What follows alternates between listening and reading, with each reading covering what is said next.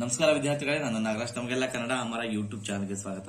ಬನ್ನಿ ವಿದ್ಯಾರ್ಥಿಗಳೇ, ಈ ದಿನ 9ನೇ ತರಗತಿಯಲ್ಲಿ ಇರತಕ್ಕಂತಹ ಪಾಠ ಪ್ರಜಾನಿಷ್ಠೆ, ಈ ಪಾಠದ ಬಗ್ಗೆ ಅಭ್ಯಾಸ ಮಾಡ್ತಾ ಹೋಗೋಣ. ಈಗಾಗಲೇ ಆ ಪಾಠವನ್ನು ನಾನು ಮಾಡಿದ್ದೀನಿ. ಅದರಲ್ಲಿ ಬರ್ತಕ್ಕಂತಹ ಪ್ರಶ್ನೋತ್ತರಗಳನ್ನು ನೋಡ್ತಾ ಹೋಗೋಣ. ಮೊದಲನೇದಾಗಿ ಕೃತಿಕಾರರ ಪರಿಚಯ. ಕೃತಿಕಾರರ ಹೆಸರು ಸಾಶಿ ಮರಳಯ್ಯ ಅಂತ. ಅವರ ಪೂರ್ಣ ಹೆಸರು ಶ್ರೀ ಸಾಸಲು ಶಿವರುದ್ರಯ್ಯ ಮರಳಯ್ಯ. ಇವರ ಜನನಾಗಿದ್ದು ಕ್ರಿಸ್ತಶಕ 1931ರಲ್ಲಿ. ಸ್ಥಳ ತುಮಕೂರು ಜಿಲ್ಲೆಯ ಚಿಕ್ಕನಾಯಕನಹಳ್ಳಿ ತಾಲೂಕಿನ ಸಾಸಲು ಗ್ರಾಮ ಎಂಬಲ್ಲಿ. ತಂದೆ ಶಿವರುದ್ರಯ್ಯ, ತಾಯಿ ಸಿದ್ದಮ್ಮ ಅಂತ. ಕ್ರಿಸ್ತಶಕ 1995ರಿಂದ 1998ರವರೆಗೆ ಕನ್ನಡ ಸಾಹಿತ್ಯ ಪರಿಷತ್ತಿನ ಅಧ್ಯಕ್ಷರಾಗಿದ್ದರು.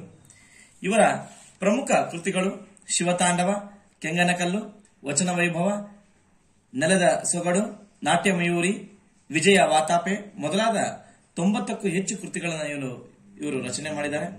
ಇವರಿಗೆ ಬಂದಿರತಕ್ಕಂತಹ ಪ್ರಶಸ್ತಿಗಳು ಅಂತ ಹೇಳಿದರೆ ಕರ್ನಾಟಕ ರಾಜ್ಯೋತ್ಸವ ಪ್ರಶಸ್ತಿ, ಕರ್ನಾಟಕ ಸಾಹಿತ್ಯ ಅಕಾಡೆಮಿ ಪ್ರಶಸ್ತಿ ಹಾಗೂ ದೇವರಾಜ್ ಬಹದ್ದೂರ್ ಪ್ರಶಸ್ತಿಗಳನ್ನು ನೀಡಿ ಇವರಿಗೆ ಗೌರವಿಸಲಾಗಿದೆ. ಇವರು ದಿನಾಂಕ 5/2/2016ರಂದು ವಿಧಿವಶರಾದರು, ತೀರ್ಕೊಳ್ತಾರೆ. ಇನ್ನು ಈ ಪಾಠದಲ್ಲಿ ಬರ್ತಕ್ಕಂತಹ ಪ್ರಶ್ನೋತ್ತರಗಳು ಒಂದು ವಾಕ್ಯದಲ್ಲಿ ಉತ್ತರಿಸಿ. ಮೊದಲಿಗೆ ಪ್ರಶ್ನೆ, ಚೋಳರು ಮತ್ತು ಹೊಯ್ಸಳರ ನಡುವೆ ಎಲ್ಲಿ ಯುದ್ಧ ನಡೆಯಿತು? ಉತ್ತರ, ಚೋಳರು ಮತ್ತು ಹೊಯ್ಸಳರ ನಡುವೆ ಮಳವಳ್ಳಿ ಮತ್ತು ಮುಡುಕುತೊರೆಗಳಲ್ಲಿ ಯುದ್ಧ ನಡೆಯಿತು.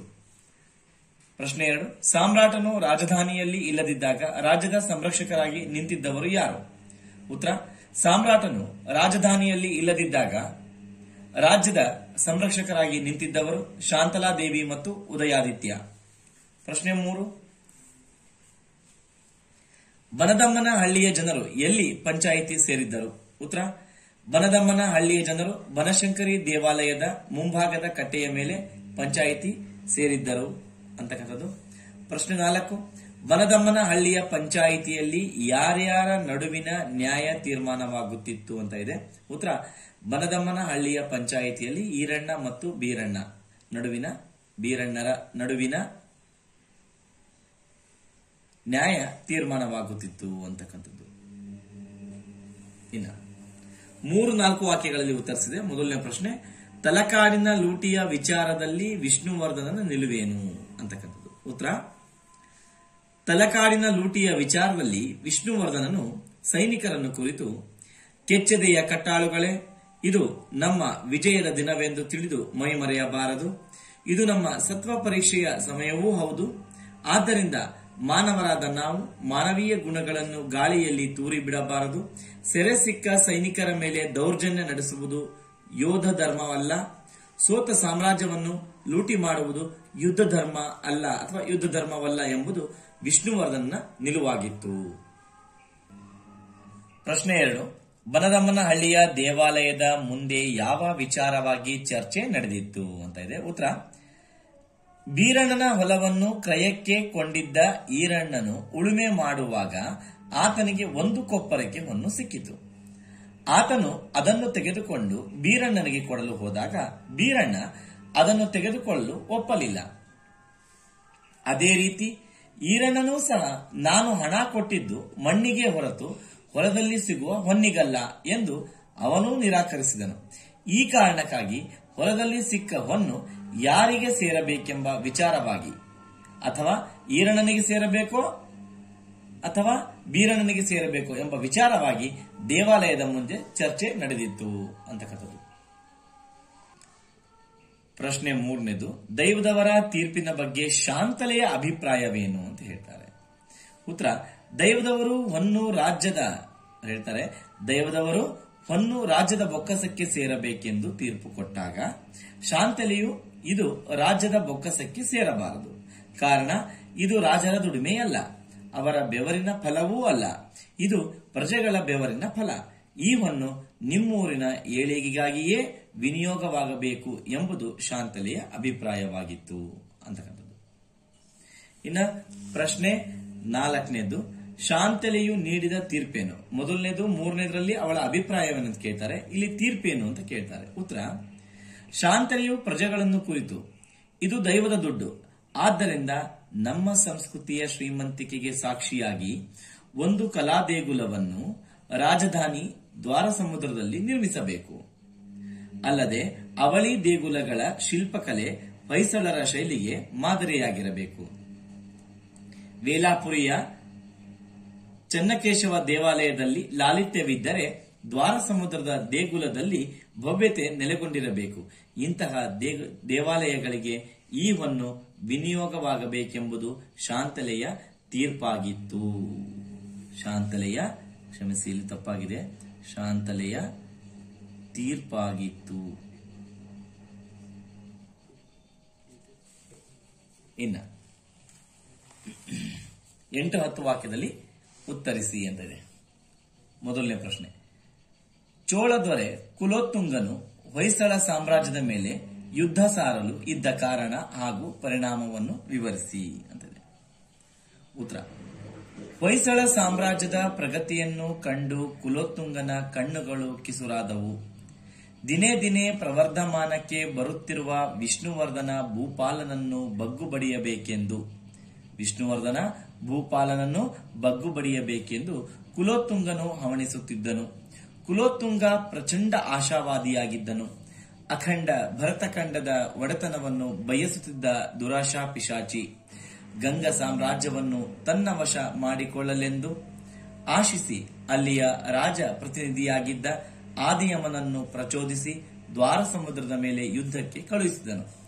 ಆಗ ಚಿಕ್ಕ ಪುಟ್ಟ ದಾಳಿಗಳನ್ನು ನಡೆಸುತ್ತಿದ್ದ ಆದಿಯಮನು ದ್ವಾರಸಮುದ್ರದ ಮೇಲೆ ದಂಡೆತ್ತಿ ಬಂದನು. ಇದು ಸಾಮ್ರಾಜ್ಯದ ಮೇಲೆ ಯುದ್ಧ ಸಾರಲು ಕಾರಣ.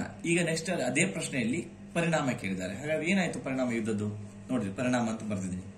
ವಿಷ್ಣುವರ್ಧನ ಸೇನಾ ಸಮೇತನಾಗಿ ಆದಿಯಮನ ಮೇಲೆ ಯುದ್ಧವನ್ನು ಸಾರಿದನು. ಮಳವಳ್ಳಿ ಮುಡುಕುತೊರೆಗಳ ಬಳಿಯಲ್ಲಿ ನಡೆದ ಘನಘೋರ ಯುದ್ಧದಲ್ಲಿ ವಿಷ್ಣುವರ್ಧನನ ಸೇನೆ ಜಯಗಳಿಸಿತು. ಚೋಳ ಸೇನೆ ಕಂಗಾಲಾಯಿತು. ಯುದ್ಧದಲ್ಲಿ ಆದಿಯಮನು ಮಡಿದ ಸುದ್ದಿಯನ್ನು ಕೇಳಿ ಚೋಳ ಸೇನೆ ದಿಕ್ಕಾಪಾಲಾಗಿ ಓಡಿತು. ತಲಕಾಡು ಸುಲಭವಾಗಿ ವಿಷ್ಣುವರ್ಧನನ ಪಾಲಾಯಿತು. ಇದು ಪರಿಣಾಮ.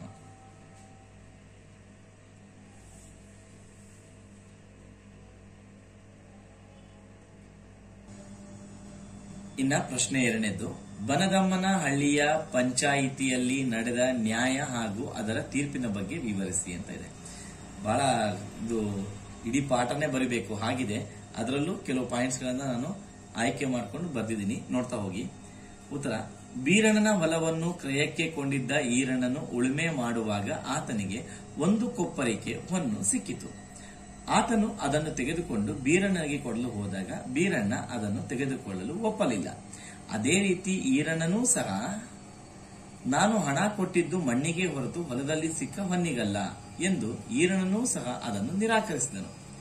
ಹೀಗೆ ಹೊಲದಲ್ಲಿ ಸಿಕ್ಕ ಹೊನ್ನನ್ನು ಇಬ್ಬರೂ ನಿರಾಕರಿಸಿದ್ದರಿಂದ ಕೊನೆಗೆ ಆ ಹೊನ್ನನ್ನು ಪಂಚಾಯಿತಿಯವರು ರಾಜ್ಯದ ಬೊಕ್ಕಸಕ್ಕೆ ಸೇರಿಸಬೇಕೆಂದು ನಿರ್ಣಯಿಸಿದರು. ಮರದ ಮರೆಯಲಿದ್ದ ಶಾಂತಲೆ ಮುಂದೆ ಬಂದು ಈ ಹೊನ್ನು ರಾಜ್ಯದ ಏಳಿಗೆಗಾಗಿ ವಿನಿಯೋಗವಾಗಲಿ ಎಂದಾಗ ಅಲ್ಲಿಯ ಪ್ರಜೆಗಳು ಈ ಹೊನ್ನನ್ನು ರಾಜ್ಯದ ಬೊಕ್ಕಸಕ್ಕೆ ಸೇರಿಸಿಕೊಳ್ಳಬೇಕೆಂದು ಹಠ ಹಿಡಿದರು. ಆಗ ಶಾಂತಲೆಯು ಪ್ರಜೆಗಳನ್ನು ಕುರಿತು, ನಮ್ಮ ಸಂಸ್ಕೃತಿಯ ಶ್ರೀಮಂತಿಕೆಗೆ ಸಾಕ್ಷಿಯಾಗಿ ಕಲಾ ದೇಗುಲವನ್ನು ರಾಜಧಾನಿ ದ್ವಾರಸಮುದ್ರದಲ್ಲಿ ನಿರ್ಮಿಸಬೇಕು.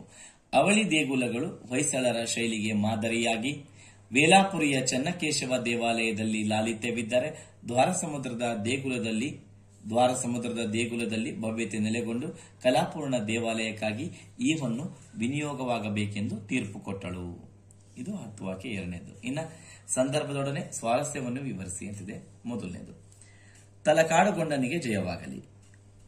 ಈ ವಾಕ್ಯವನ್ನು ಸಾಶಿ ಮರುಳಯ್ಯ ಅವರು ರಚಿಸಿರುವ ನಾಟ್ಯಮಯೂರಿ ಕೃತಿ ಆಧಾರಿತವಾದ ಪ್ರಜಾನಿಷ್ಠೆ ಎಂಬ ಪಾಠದಿಂದ ಆರಿಸಿಕೊಳ್ಳಲಾಗಿದೆ.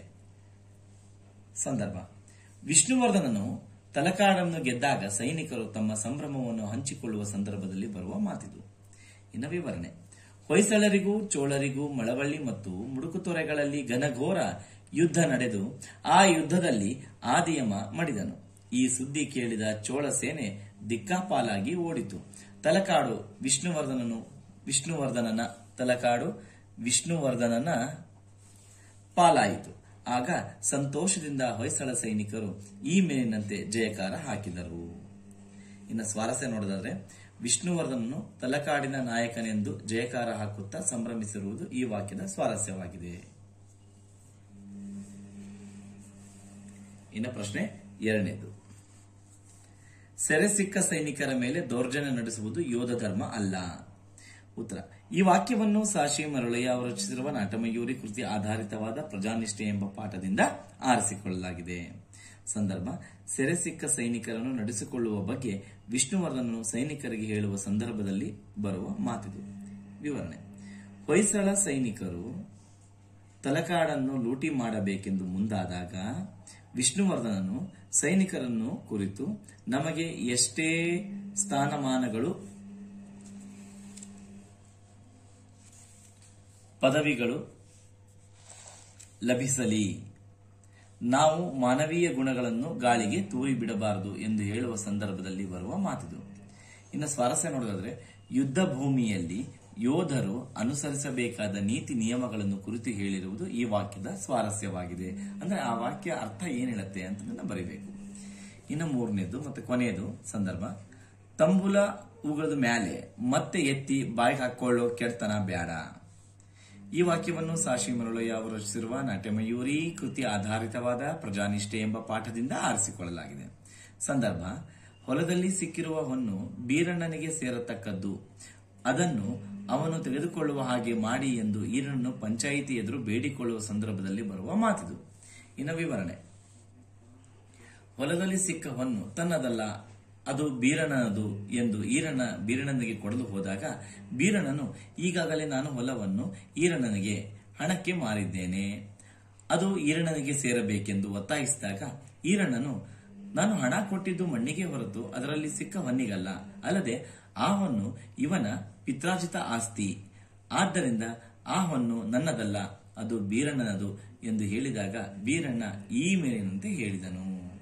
ಸ್ವಾರಸ್ಯ, ಯಾವುದೇ ಒಂದು ವಸ್ತುವನ್ನು ಹಣಕ್ಕೆ ಮಾರಾಟ ಮಾಡಿದ ನಂತರ ಅವರಿಗೆ ಆ ವಸ್ತುವಿನ ಮೇಲೆ ಯಾವುದೇ ಅಧಿಕಾರ ಇರುವುದಿಲ್ಲ ಎಂಬುದು ಈ ವಾಕ್ಯದ ಸ್ವಾರಸ್ಯವಾಗಿದೆ. ಇನ್ನ ಬಿಟ್ಟ ಸ್ಥಳ ಇದೆ, ಅದು ನಿಮ್ಗೆ ಗೊತ್ತಿದೆ ಅನ್ಕೊಂಡಿದ್ದೆ, ಆದ್ರೂ ಉತ್ತರ ಬರೆದ್ಬಿಟ್ಟಿದ್ದೀನಿ. ಬಿಟ್ಟ ಸ್ಥಳದಲ್ಲಿ ಸೂಕ್ತ ಪದವನ್ನು ತುಂಬಿರಿ ಅಂತ. ದ್ವಾರ ಸಮುದ್ರದ ಸೇನೆ ತಲಕಾಡಿನ ಕಡೆಗೆ ಚೈತ್ರ ಯಾತ್ರೆ ಹೊರಟಿತು. ಎರಡನೇದು, ಮಾನವ ತನ್ನ ಮಾನವೀಯ ಗುಣಗಳನ್ನು ಗಾಳಿಯಲ್ಲಿ ತೂರಿ ಬಿಡಬಾರದು. ಮೂರನೇದು, ನಿಮ್ಮ ಊರಿನ ಹಣ ನಿಮ್ಮೂರಿನ ಏಳಿಗೆಗಾಗಿಯೇ ವಿನಿಯೋಗವಾಗಲಿ. ಕೊನೆಯದು, ಬನದಮ್ಮನ ಹಳ್ಳಿಯ ಜನರಿಗೆ ಸ್ವರ್ಗ ಒಂದೇ ಮೆಟ್ಟಿಲಲ್ಲಿ ಉಳಿಯಿತು ಅಂತ. ನಿಮಗೆ ಇದು ಯೂಸ್ ಆಗಬಹುದು ಅಂದ್ಕೊಂಡಿದ್ದೀನಿ. ಇದು ಪ್ರಶ್ನೆ ಉತ್ತರಗಳನ್ನ ಪರೀಕ್ಷೆಯಲ್ಲಿ ನೀವು ಉಪಯೋಗ ಮಾಡ್ಕೊಳ್ಳಿ. ನಮಸ್ಕಾರ.